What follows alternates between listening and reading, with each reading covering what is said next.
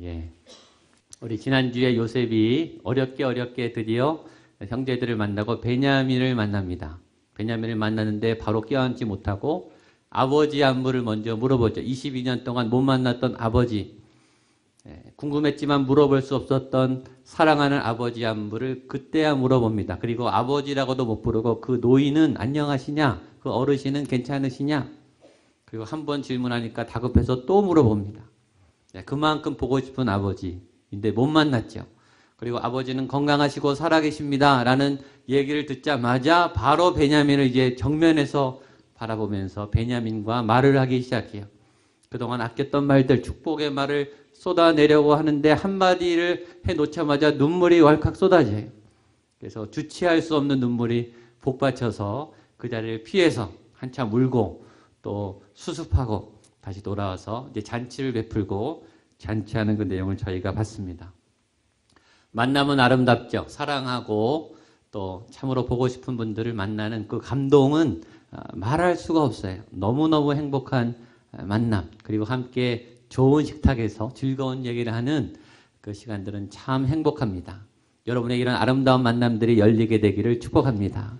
좋은 사람들을 하나님이 안내해 주셔서 정말 내 삶이 살아나고 기쁨이 있고 막 기대가 되고 설레는, 만나기도 전에 만날 약속만 해도 막 설레는 그런 좋은 분들을 많이 만나시면 좋겠습니다. 오늘은 요셉이 그 다음에 잔치가 끝난 다음에 한 가지 계획을 꾀를 내서 이 형제들을 더욱더 화해의 현장으로 인도하는 그런 장면입니다. 잔치가 끝나서 형제들에게 양식을 주고 이제 고향으로 돌려보내는 과정에 요셉이 몰래 은잔을 숨겨놓으라고 청지기에게 지시합니다. 우리 1절, 2절, 3절 말씀을 같이 보겠습니다. 시작. 요셉이 그의 집 청지기에게 명하여 이르되 양식을 각자의 자루에 운반할 수 있을 만큼 각자의 돈을 그 자리에 놓고 또 네 잔 곧 은잔을 그 청년의 자루 아귀에 넣고 그 양식값 돈도 함께 넣으라 하매 그가 요셉의 이들하고 아침이 밝을 때에 보내니라.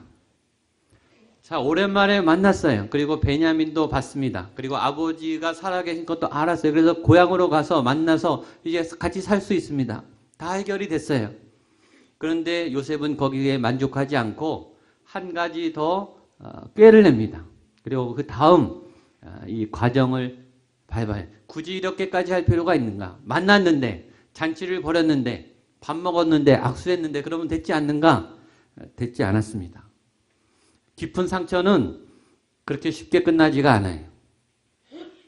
우리 한번 밥 먹고 한번 웃고 악수하고 잘 지내자. 그렇게 해서 해결되면 얼마나 좋겠습니까? 그렇게 해결되면 좋겠어요. 근데 그렇게 해결되면 앙금이 남아요. 왜냐하면 과거에 나를 힘들게 했던, 과거에 나를 죽이려 했던 그 상처에 대한 의심이 계속 나는 거죠. 그 부분에 대해서 처리하지 않으면 같이 가도 계속 이런 생각이 나는 거예요. 또 배신하면 어떡하지? 또 뒤통수 치면 어떡하지? 또 위기 시에 나를 죽일 수 있는 가능성이 아직 남아있는 거죠. 중요한 신뢰의 관계가 회복되지 않은 거예요. 우리는 중요한 신뢰의 관계가 회복되지 않고 그냥 악수 한번 하고 잘 지내자, 밥 먹고 이렇게 대충 마무리하는 경우가 많아요. 물론 그렇게 하는 것도 중요합니다. 어떤 거는 아예 건드리지 않고 이렇게 그냥 잘 마무리해서 지나갈 때도 굉장히 중요해. 그런 일이 필요할 때도 많이 있습니다. 그러나 어떤 상처는 그렇게 해서는 안 아물어요. 마치 그런 것과 같아. 내 몸속에 암이 있는데 이 암의 수술을 해서 이 암덩어리를 제거해야지 낫는 건데 수술은 안 하고 그 위에 연고를 바르고 반창고 붙여놓은 거랑 똑같아요. 치료는 해서 날 것 같아, 기분은. 그러나 암덩어리는 있는 거죠. 그리고 계속 불안하게 사는 거예요. 계속 힘들게 사는 거죠. 그냥 밥 한 번 먹고 악수하고 잘 지나가면 얼마나 좋겠습니까? 그러나 하나님은 요셉에게 그 상처를 건드리게 하세요. 그리고 깊은 수술을 하게 하십니다. 그래서 이 작전이 필요했던 겁니다. 먼저 요셉은 형들에게 양식을 굉장히 많이 내어줍니다. 그리고 그 양식으로 갖고 온 비용도 다시 다 넣어줍니다. 그러니까 양식도 많이 받고 돈도 받아요. 그러니까 요셉은 줄 때 보면은 굉장히 풍성하게 줘요. 째째하게 주지 않아요.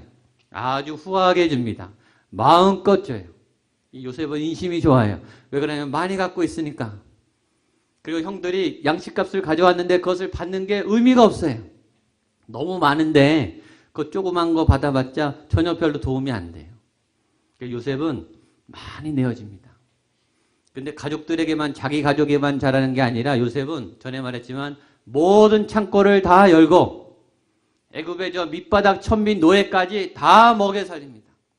아낌없이 도와줍니다. 자기 나라 백성만 살리는 게 아니에요. 인근 고대 근동에 가난한 사람, 죽어가는 많은 이방 사람들도 다 먹여 살려요. 마음껏 베풀어요. 여러분, 돈이 있다고 이럴 수 있는 건 아니에요. 많이 갖고 있어도 더 가지려는 분들이 많아요. 갖고 있는데 인색한 사람도 많아요. 베풀긴 베푸는데 베푸기 전에 망설이고 계산하고 베풀기까지가 굉장히 오래 걸리는 분도 굉장히 많아요. 근데 요셉을 보면 갈등이 없어요. 내어주는데 턱턱 내어줍니다. 그거는 갖고 있을 수 있는 능력의 마음이 같이 있는 거예요. 마음도 중요해요. 나눌 수 있는 마음. 저희가 지금 중등부 떡볶이 데이를 몇 달째 하고 있습니다. 그리고 지난주도 한번 내려가 봤어요. 180명의 중등부 애들이 옵니다. 중학생 애들이. 이제는 장자중학교뿐만 아니라 토평에서도 오고 이 소문이 나서 막 옵니다. 180명이 넘게 정말 바글바글해요. 그런데 매주 봉사하시는 지금 몇 달째 떡볶이를 180인분을 만들고 그것을 나눠주고 음료수를 주고 애들을 안내하는 10여 분의 선생님과 우리 부모님들이 계십니다. 정말 감사드립니다. 여러분, 한두 번은 할 수 있습니다. 한두 번은. 계속하는 거는 쉬운 일이 아닙니다. 이분들이 한가하신 분들이 아니에요. 보니까 다 바쁘세요. 직장도 있고 할 일도 많으신데 시간을 쪼개서 오세요. 여유가 있는 분들이 아니에요. 그 180명의 떡볶이 값을 내는 건 매주 쉽지 않습니다. 여유가 그렇게 있지 않은데 하시는 거예요. 하시는데 표정을 보니까요. 너무 행복해 하시는 거예요. 거기 아이들이 있는 것만 봐도 막 너무 흐뭇하셔가지고 어쩔 줄을 몰라요. 자기 시간을 내고 자기 재정을 쓰면서 열심히 하는데 행복하게 하세요. 이게 섬김이죠. 그게 영성이에요. 영성. 갖고 있다고만 되는 게 아니에요. 마음이 있어야죠. 마음. 마음에 여유가 있어야 돼요. 섬길 수 있는 여유, 나눌 수 있는 여유. 하나님께 은혜를 받고 하나님과 함께한 분들은 이런 여유가 있습니다. 이것이 세상을 섬기고 세상을 깨끗하게 하는 굉장히 중요한 자원이 돼요. 요셉에게 이게 있었다는 거예요. 아낌없이 내어줍니다. 풍족하게 내어줘요. 그런데 그렇게 내어주면서 베냐민의 짐 속에 은잔을 감추어 넣습니다. 은잔을 왜 감추어 넣는가? 요셉이 갈등 상황을 일부러 만들기 위함이에요. 왜 갈등 상황을 만들어 놓냐면 위기를 만들어 놓고 위기에 이 형들이 어떻게 대처하는가를 보는 거예요. 왜냐하면 이 형들은 전에 위기의 때에 요셉이 편애를 받고 아버지 사랑을 받고 나머지 형들은 소외를 받았을 때 그 위기를 어떻게 해결했냐면 폭력으로 해결했어요. 요셉을 죽임으로써 요셉을 노예로 팔므로써 본인의 자리를 차지했어요. 살아남았거든요. 이 형들은 위기 상황에 악을 행하는 형들이에요. 믿을 수가 없는 거예요. 지금 화해를 해도 되느냐? 이 사람들하고 손을 잡아도 되느냐? 밥 먹었다고 해결되는 게 아니죠. 신뢰가 회복돼야 되죠. 그러니까 위기 상황을 일부러 만들어서 이 형들이 이제 믿어도 되는 건강한 인격적인 성숙한 결정을 하느냐를 보기 위해서 갈등 상황을 만들어 놓은 거죠. 이게 요셉의 지혜입니다. 그래서 몰래 은잔을 넣고 보내요. 보내다가 청지기가 나가서 붙잡습니다. 잔치를 벌여서 기분이 좋게 아주 최고의 귀빈 대접을 받고 선물을 잔뜩 싣고 이제 고향으로 간다. 이렇게 행복하게 가려고 하는 순간에 멈춰. 이렇게 되는 거죠. 서라. 이 청지기가 막 야단을 칩니다. 어떻게 너희들이 이럴 수 있느냐. 우리가 이렇게 은혜를 베풀어 줬는데 왜 우리 주인의 은잔을 훔쳤느냐. 우리 주인이 아끼는 은잔을 내놔라. 너희 중에 한 명이 훔쳐갔다. 이렇게 말하는 거예요. 형들은 놀라죠. 아무도 안 훔쳤으니까요. 너무너무 놀라서 우리는 그럴 리가 없다. 우리는 아무도 안 훔쳤다. 우리는 그런 잔이 있는지도 모르고 필요하지도 않다. 그러면서 장담을 하는 거예요. 만약에 우리의 짐 속에 그것이 발견되면 그 사람은 죽고 우리는 다 당신들의 노예가 되겠다. 내가 장담한다. 이렇게 약속을 한 거예요. 약속을 잘못했죠. 이 청지기가 옳다거니 하고 짐을 뒤졌는데 베냐민의 짐에서 은잔이 나온 거예요. 이 형들이 충격을 받습니다. 아주 굉장히 힘든 상황에 빠지죠.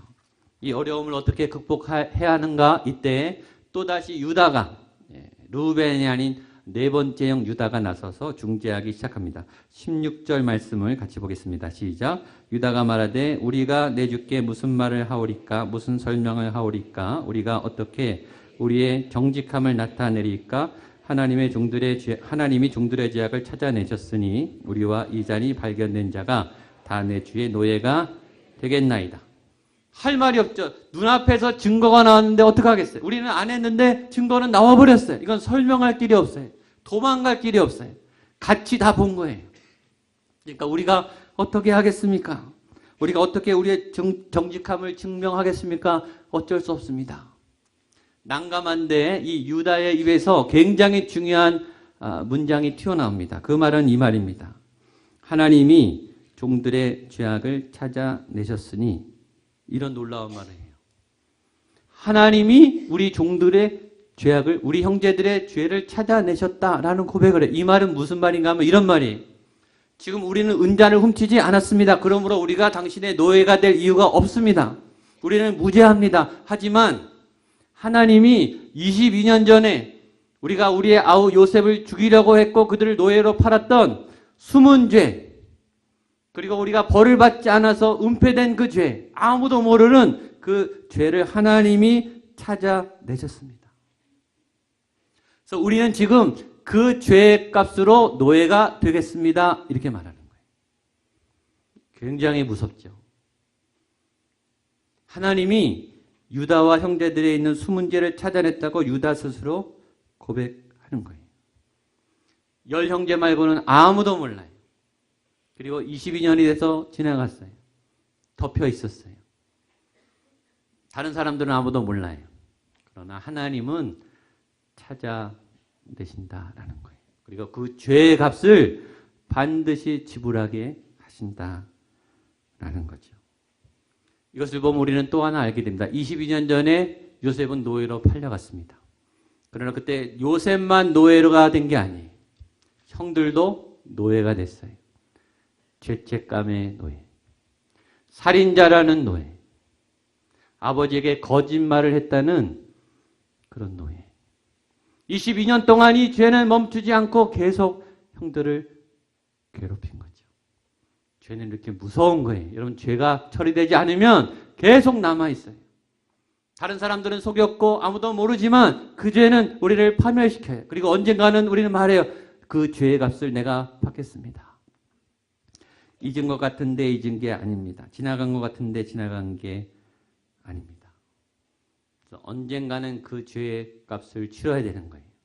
그럼 예배는 그 죄를 십자가 앞에 내어놓고 못 박는 거예요. 그 죄가 지나가셔야 돼요. 그 죄가 해결돼야 돼요. 10년, 20년, 30년, 40년이 지나도 그 죄는 살아있어요. 살아있어서 우리를 노예로 만들어버립니다. 그러니까 하나님이 이 수술칼을 대시는 거죠. 그런데 요셉은 이 말을 듣고 뜻밖의 대답을 합니다. 17절 말씀입니다. 시작. 요셉이 이르되 내가 결코 그리하지 아니하리라. 잔이 그 손에서 발견된 자만 내 종이 되고 너희는 평안히 너희 아버지께로. 다 종이 되겠다고 이렇게 아주 비장한 얘기를 했더니 요셉이 엉뚱한 말을 하는 거예요. 아니다, 그럴 필요 없다. 니네는 가도 괜찮다. 베냐민만 남아라. 이렇게 말한 거예요. 은잔이 발견된 그 친구만 남고 나머지는 가도 좋다. 요셉이 왜 이런 얘기를 했을까요? 더 갈등 상황을 주는 거예요. 어떤 갈등 상황이냐면 이기적이 될 수 있는 갈등 상황이죠. 형들은 풀리는 거예요. 형들은 살았어요. 형들은 양식을 가지고 와서 고향에서 잘 먹고 잘 살 수 있는 기회를 준 거예요. 너희는 가라 이거죠. 베냐민이 어떻게 되든 배다는 너의 형제가 막내가 어떻게 되든 너희는 놔두고 가라는 거예요. 그리고 아버지가 어떻게 되든 죽든 말든 상관없이 너희는 살아남아라. 그런 이기적인 선택의 기회를 준 거예요. 굉장히 치밀하죠. 요셉이 머리가 보통 좋은 게 아닙니다. 선택의 기회를 준 거예요. 이게 테스트죠. 여러분, 우리가 위기가 와야 진심이 나와요. 특별히 생명이 왔다 갔다 하는, 전 재산이 왔다 갔다 하는 중요한, 우리가 평소에는 믿음 생활하다가요, 중요할 때 꼭 세상적이 돼요. 아주 중요한 결정을 할 때 내 욕심이 작동해요. 그걸 테스트하는 거예요, 지금. 형들은 살 수 있잖아요, 지금. 형들은 양식을 가지고 얼마든지 자유롭게 풀어주겠다는 거예요. 그걸 하라는 거죠. 니넨 그렇게 살아라. 나는 베냐민만 붙잡겠다. 하나님은 우리의 믿음을 가끔 테스트하세요. 언제 어떤 방법으로 우리의 진실이 드러날지 아무도 모릅니다. 그 테스트에 합격하느냐는 우리 개인의 문제예요. 저도 두렵습니다. 저도 두려워요. 하나님의 테스트는 정확하거든요. 내 믿음이 정말 하나님을 향한 믿음인지, 나를 위한 헌신이었는지, 내 이름을 위한, 내 자존심을 향한 순종이었는지, 정말 하나님을 향한 순수한 헌신이었는지 하나님이 테스트하시는 거예요. 그리고 이 테스트에 합격해야 되죠. 저와 여러분이 합격하게 되기를 축복합니다. 그러려면 깨어 있어야 돼요. 근데 유다가 통과를 잘했습니다. 22절입니다. 시작. 유다가 내주께 말씀드리거늘 그 아이는 그의 아버지를 떠나지 못할지니. 건너뛰어서 26절입니다. 시작. 우리가 이르되 우리가 내려갈 수 없나이다. 우리 막내 아우가 함께 가면 내려가거니와 막내 아우가 우리와 함께 가지 아니하면 그 사람의 얼굴을 볼 수 없음이니이다. 유다가 대답을 잘했어요. 이 유다의 대답에 왔다 갔다 하는 거예요, 지금. 유다는 말합니다. 우리가 내려갈 수 없습니다. 우리는 안 내려가겠습니다. 베냐민만 놓고 가지 않겠습니다. 배신하지 않겠습니다. 이런 아주 단호한, 죄에 대해서 단호한, 이기적인 것에 대한 단호한 결정을 내려요. 자기를 포기한 거죠. 자신이 살아갈 수 있는 방법을 포기한 거예요. 믿음은 선택입니다. 전 여러분이 매일 아침 거울을 보고 이렇게 선포했으면 좋겠어요. 나는 오늘 죄를 짓지 않겠습니다. 죄인의 길에 서지 않겠습니다. 이득이 있을지라도, 유익이 있을지라도, 내 생명이 안전할지라도 죄의 길이라면 그렇게 하지 않겠습니다. 선언하세요. 여러분 선포하셔야 돼요. 말을 하셔야 돼요. 죄인의 길에 서지 않으리라. 죄 짓지 않으리라. 세상을 향해 나가지 않으리라.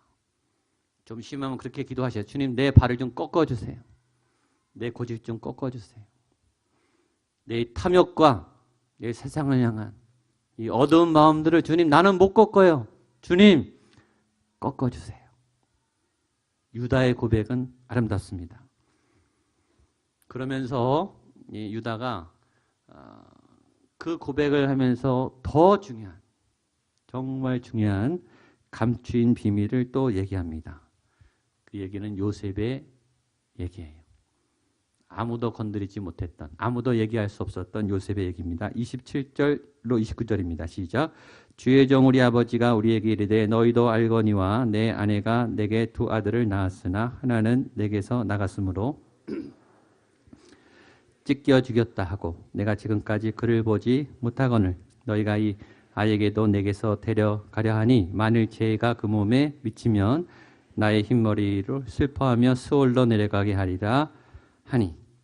이제 진짜 상처가 나오는 거예요. 22년간 덮어뒀던, 그리고 은폐됐던 그 숨은 비밀. 여러분, 이 얘기는요 다 힘들어요. 형들이 이 얘기를 즐겁게 하겠습니까? 아무도 얘기 안 했겠죠. 이 얘기를 아버지가 들으면 이건 큰일 나는 얘기예요. 지금 요셉이 앞에 있어요. 모르지만 요셉은 즐거웠겠습니까? 이건 너무너무 힘든 얘기예요. 상처는요, 깊은 상처는 얘기하면 다 힘들어요.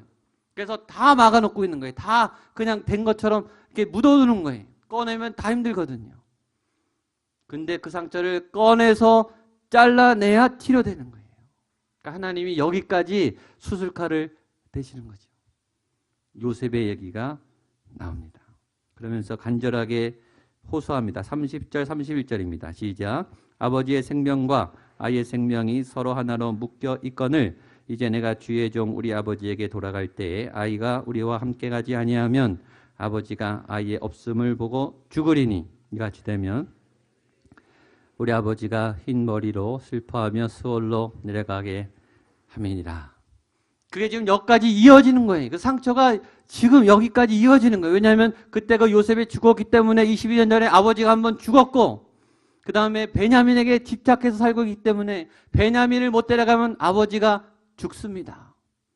그 22년 전에 그 충격적인 상처는 지금 아버지와 베냐민을 연결하고 있습니다. 아버지의 생명과 아이의 생명은 하나입니다. 아버지를 살리기 위해서라도 베냐민은 꼭 데려가야 합니다. 라고 정말 절박하게 있는 없는 상처를 다 끄집어내면서 진실을 고백하죠. 아프지만 진실입니다. 있었던 사실을 고백합니다. 그리고 중요한 얘기를 하죠. 아버지의 생명과 아이의 생명은 하나로 묶여 있습니다. 이거는 야곱의 집만 그렇지 않죠. 모든 가정에 부모님과 아이는 생명이 연결되어 있습니다. 부모님은 어떤 일보다 자녀가 기쁠 때 제일 행복합니다. 자녀가 좋아하면 더 좋아해요. 자녀가 아플 때 제일 힘듭니다. 자녀가 비명을 지르면요, 부모는 몸부림칩니다. 비교가 안 됩니다. 이게 생명이 연결되어 있는 거예요. 아주 신비하죠. 아이의 생명과 부모의 생명은 하나예요. 부모의 사랑은 이렇게 위대한 거죠. 전에 한 보험회사에서 아주 감동적인 영상을 인터넷에 공개했습니다. 아마 보신 분들이 많을 거예요. 이런 내용의 한 그 설문조사팀이 한 고등학교에 가서 이 아이들을 모아놓고 이제 설문을 합니다. 설문이 거예요. 당신들의 꿈은 뭡니까? 꿈을 다 써보세요. 그러니까 고등학생들이니까 뭐 꿈이 많았겠죠. 이거 하고 싶고 꿈을 썼습니다. 그 다음에 질문을 해요. 만약에 여러분이 앞으로 1년밖에 못 삽니다. 시한부 인생 딱 1년 살고 죽게 됩니다. 그때 그 1년 안에 꿈이 만약에 이루어진다면 그 꿈이 이루어지는 그 선택과 또 하나 1년 안에 죽는데 누가 5억을 준다. 이렇게 한다면 여러분들은 뭘 선택하겠습니까? 당신의 꿈이 이루어지는 그 응답과 5억 원이 주어진 응답 중에 뭘 선택하겠습니까? 거기 있는 전원이 다 꿈을 선택합니다. 나는 젊은데 돈보다는 그래도 꿈이지. 나는 이 꿈이 꼭 이루어졌으면 좋겠습니다. 라고 다 꿈이라고 답을 해요. 그리고 그 현장에 이제 영상이 띄어지죠. 그 영상은 거기 있는 아이들의 아버지들의 영상입니다. 그러니까 미리 다 인터뷰를 한 거예요. 근데 그 아버지들에게도 똑같은 질문을 한 거예요. 아버지들의 생명이 이제 1년 남았습니다. 그래서 이제 1년 후에 아버지의 꿈이 이루어지는 것과 아버지들에게 5억이 주어지는 것, 어떤 것을 선택하시겠습니까? 그걸 물은 동영상이 나오는 거예요. 아버지들은 뭘 선택했게요? 똑같이 5억을 선택했어요. 왜 5억을 선택했느냐 물어봤더니 내 꿈이 이루어지는 건 중요하지 않다. 내가 갑자기 죽게 되면 이 5억을 우리 자녀를 위해서 써야 된다. 이렇게 말한 거예요. 그 영상을 보고 아이들이 다 울어요. 아, 이렇게 아버지의 사랑은 다르구나. 아이를 낳으면서 부모의 꿈은 바뀌는 것 같아요. 어렸을 때, 우리 청년 때 갖고 있던 꿈은 아이들로 인해서 바뀌어요. 아이들을 위해서라면, 내 아이가 행복할 수 있다면 부모는 언제든지 꿈을 꺾을 수 있습니다. 그만큼 아이는 소중해요. 그만큼 생명은 가치 있는 거죠. 이 유다가 그 얘기를 막 하는 거예요. 지금 이 아버지와 이 아들의 생명은 연결되어 있기 때문에 떼어놓을 수가 없습니다. 제발 살려주세요. 그리고 마지막 가장 중요한 말을 합니다. 내가 대신 죽겠습니다. 대신 나를 데려가세요. 내가 여기서 죽든지 노예가 될 테니 우리 막내 베냐민은 살려주세요. 그리고 그래야 우리 아버지도 살아날 수 있습니다. 내가 죽겠습니다. 이런 용기 있는 고백을 유다가 하는 거죠. 얼마나 감동적입니까? 그리고 이 고백 때문에 다음 주에 나오겠지만 요셉이 무너져요. 그 철벽 방어했던 그 마음이 무너지면서 내가 요셉입니다 고백하고 화해가 돼요. 안심해도 되죠. 신뢰할 수 있는 상황이 된 겁니다. 요셉의 벽을 무너뜨린 것은 유다의 이 언변의 능력이 아니에요. 유다가 계산을 잘해서 이윤을 남겨서가 아니에요. 두 가지, 하나는 진실함이었고 하나는 간절함이었습니다. 진실함에서 나오는 간절함. 그것이 요셉의 깊은 상처를 녹였습니다. 그리고 화해가 일어났습니다. 예수 그리스도가 우리를 향한 간절함으로, 진실함으로 오셨어요. 나는 죽어도 괜찮으니까 이 백성들 살려주십시오. 피를 뿌려서 우리의 생명을 바꿨습니다. 사랑이기 때문이죠. 사랑이기 때문에 용기를 내셨어요. 그리고 죽으셨어요. 그것이 하나님과 우리를 화해시킨 화해의 키입니다. 진실함과 간절함. 우리 안에 아직 해결되지 못한 덮어놓은 상처가 있습니다. 그러나 하나님은 진실함과 간절함으로 저와 여러분들을 만져주실 거라고 믿습니다. 그 놀라운 은혜를 오늘 받으시고 우리의 삶에 어려운 관계들이 하나하나 회복되는 은혜가 있게 되기를 축복합니다. 기도하겠습니다. 하나님 아버지, 간절함으로 진실함으로 우리가 넘어설 수 없는, 꺼내면 모두가 힘들어하는 그 아픈 부분을 주님 만져주시고 회복시켜 주시고 화해시켜 주시옵소서. 예수님의 이름으로 기도하옵나이다.